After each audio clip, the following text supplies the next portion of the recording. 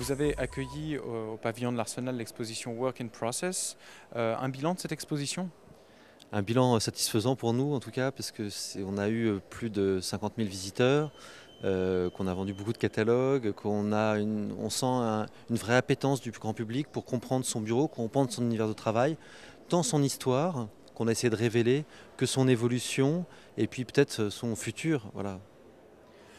On voit de moins en moins de bureaux cloisonnés dans les nouveaux aménagements.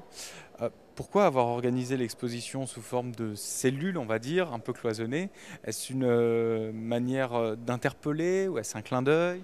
Il y a un clin d'œil qui est une image référence que vous connaissez tous, qui est celle de Playtime, du film de Jacques Tati, où on voyait ces box avec les gens travaillant dedans.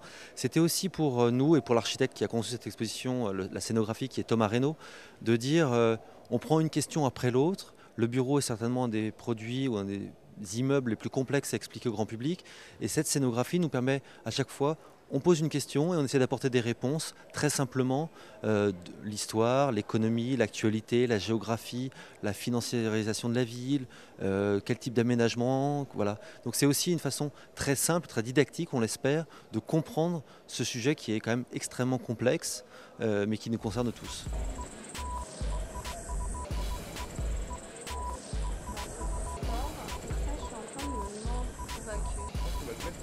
Cette exposition présente entre autres beaucoup de modèles d'aménagement de bureaux et le modèle cloisonné est finalement peu représenté sauf dans l'organisation globale de l'exposition. C'est assez frappant d'ailleurs quand on y arrive. Est-ce que cela veut dire que ce modèle est proscrit maintenant? En fait, l'aménagement en bureau fermé n'est pas proscrit parce qu'en fait, tout dépend de la typologie d'entreprise. Certaines entreprises travaillent mieux en espace ouvert, d'autres en espace cloisonné. Tout dépend du métier, des fonctions et de l'organisation. En fait, chaque entreprise doit trouver son modèle et son schéma. Et alors, ce qui est amusant, c'est qu'effectivement, la scénographie de l'exposition joue sur Playtime où Monsieur Hulot arrive et voit ces espaces cloisonnés.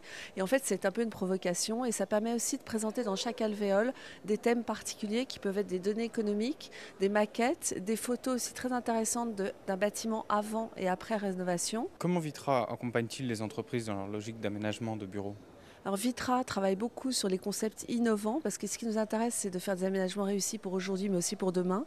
Donc on est très impliqué dans la recherche des nouveaux modes de travail et en fait ça nous a paru très logique quand le pavillon de l'Arsenal nous a appelés d'accompagner ces expositions dont nous sommes partenaires.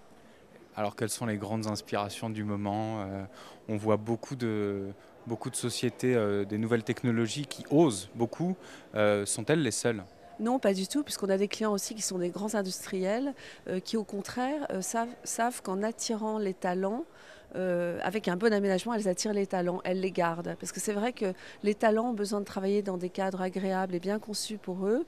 Et donc, on travaille beaucoup sur ces nouveaux concepts dont je vous parlais, qui est notamment Citizen Office, qui est un concept qu'on a développé, qui, en fait, permet d'avoir un management par la confiance et non pas par la défiance. C'est-à-dire qu'on fait confiance au collaborateur, qui est un citoyen et qui peut travailler à n'importe quel endroit où il le souhaite, selon la tâche qu'il a à faire au moment de la journée.